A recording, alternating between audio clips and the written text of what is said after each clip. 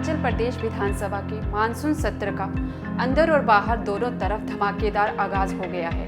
विधानसभा के अंदर जहां विपक्ष ने प्रदेश कानून व्यवस्था को लेकर वॉकआउट कर दिया, वहीं सदन के बाहर महिला कांग्रेस ने हिमाचल प्रदेश में अपनी ही कांग्रेस सरकार की कानून व्यवस्था पर सवाल उठाए हैं। कार्यक्रम क्योंकि हिमाचल की धरती पर आने को मैं मजबूर हुई हूँ।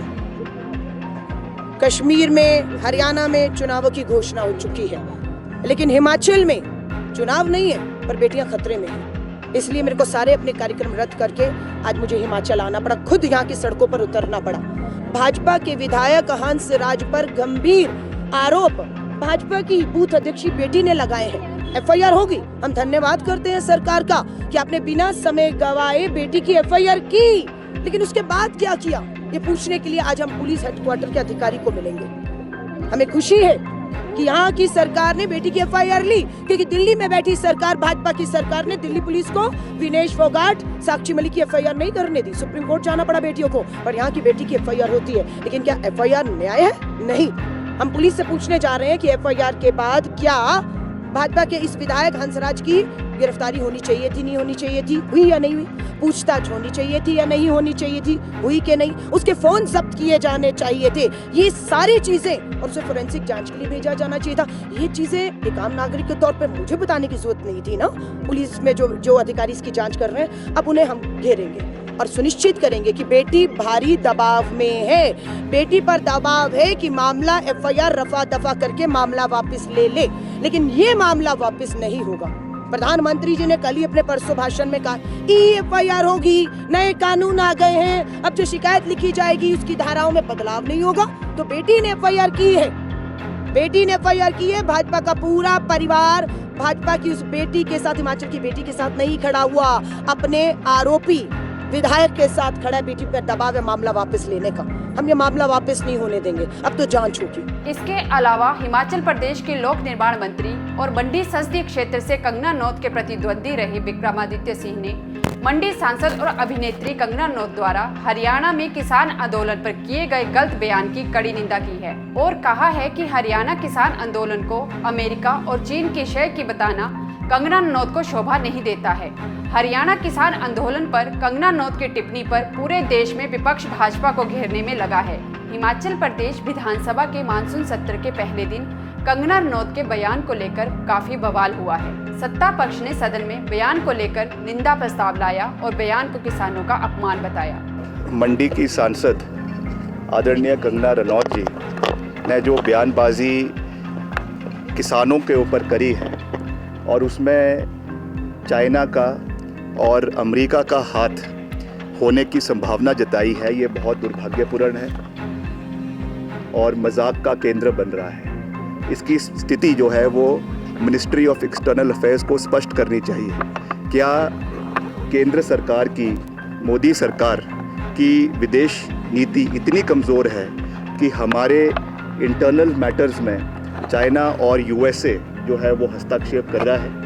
और जिस तरीके से भारतीय जनता पार्टी के केंद्रीय नेतृत्व ने इस बयान से पल्ला झाड़ा है, वो इस चीज़ को दर्शाता है कि एक इंटेलेक्चुअल बैंकरप्सी जो है वो आज भाजपा की सांसद के बयानों में झलक रही है। जब इस तरीके के संवेदनशील मुद्दों के ऊपर, और ख़ास करके तब जब आप एक चुने हुए पद के ऊपर बने हुए हैं, गंभीरता के साथ और सोच समझकर बयान देना चाहिए, क्योंकि इसके रिपरकशंस केवल भारत तक ही नहीं है। इसके रिपरकशंस जो हमारे कूटनीति है, जो हमारी एक्सटर्नल अफेयर्स की जो हमारी डिप्लोमेसी और देशों के साथ चली हुई है, उसके ऊपर भी एक बड़ा प्रश्न चिन्ह पैदा करती है। हालांकि कंगना रनौत के बयान को सीएम सुखविंदर सिंह सुक्खू ने भी किसानों का अपमान बताया है और कहा है कि अन्नदाता का अपमान करने का किसी को अधिकार नहीं है। किसान और बागवान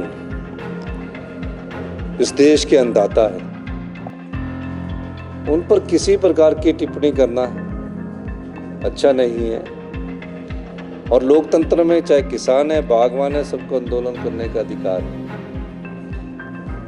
और इस प्रकार की बयानबाजी करके उनका अपमान करने का अधिकार किसी को नहीं दिया गया है।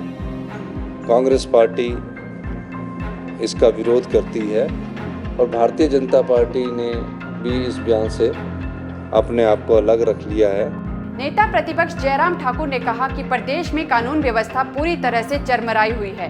आए दिन घटनाएं सामने आ रही है, लेकिन प्रदेश में सरकार अपराधों पर अंकुश लगाने में नाकाम हो रही है। नेता प्रतिपक्ष जयराम ठाकुर ने प्रदेश सरकार पर आपदा के दौरान पारदर्शिता न रखने का भी आरोप लगाया।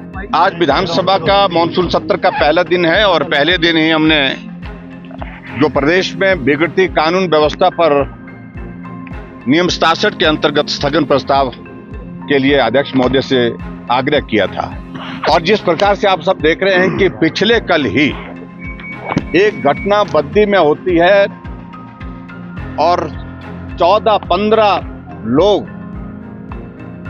3 लड़कों की पिटाई करते हैं, डंडे से पिटाई करते हैं। उनमें से एक की मौके पर वहां पर मौत हो जाती है, एक पीजीआई में एडमिट है, एक पंचकुला के हॉस्पिटल में, और दोनों गंभीर हैं।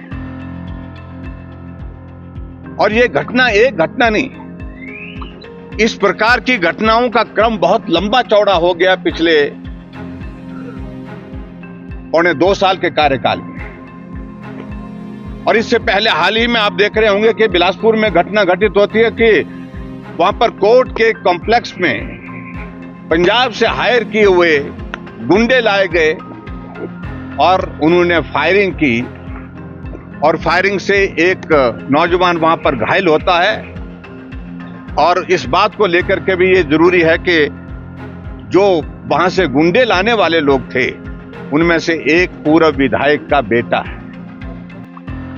और जिस प्रकार से और भी बहुत सारी अनेकों घटनाएं हिमाचल प्रदेश में, यहां पुलिस चौकी के अंदर, पुलिस थाने के अंदर लोग घुस करके वहां पर अफरा तफरी कर रहे हैं, मारपीट कर रहे हैं। माल रोड के हमारे पुलिस के कंट्रोल रूम के सामने वहां पर एक युवक की हत्या हो जाती है।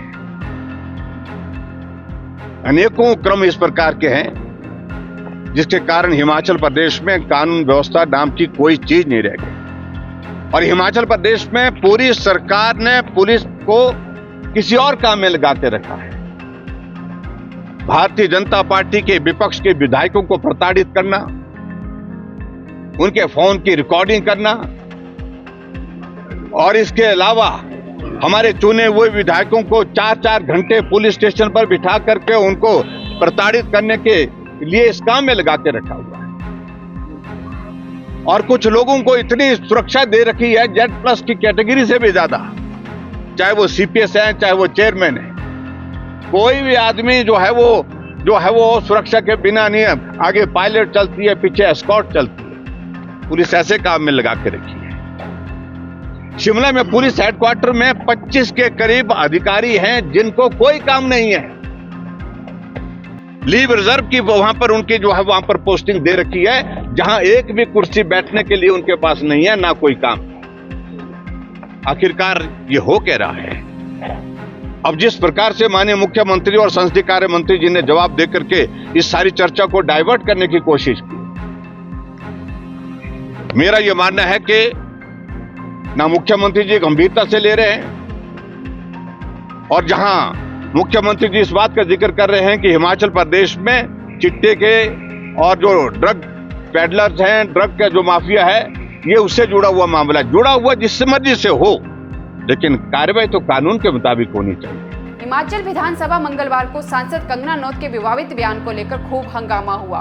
ठियोग से कांग्रेस विधायक कुलदीप राठौर ने कंगना पर देश भर से किसानों के अपमान का आरोप लगाया।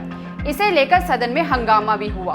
उन्होंने जो किसानों के बारे में बात कही कि जो किसान है वो बलात्कारी हैं और विदेशी ताकतों के एजेंट है, इस पे मुझे हम पे बहुत आपत्ति है। सभापति महोदय, पूरा एक साल 378 दिन आंदोलन चला, 700 किसान शहीद हुए। वहां तो उन किसानों की, देखिए आपको तकलीफ क्यों हो रही है? नहीं, गलत बात है। हालांकि हिमाचल प्रदेश विधानसभा मानसून सत्र की कार्यवाही कल सुबह 11 बजे तक के लिए स्थगित कर दी गई है।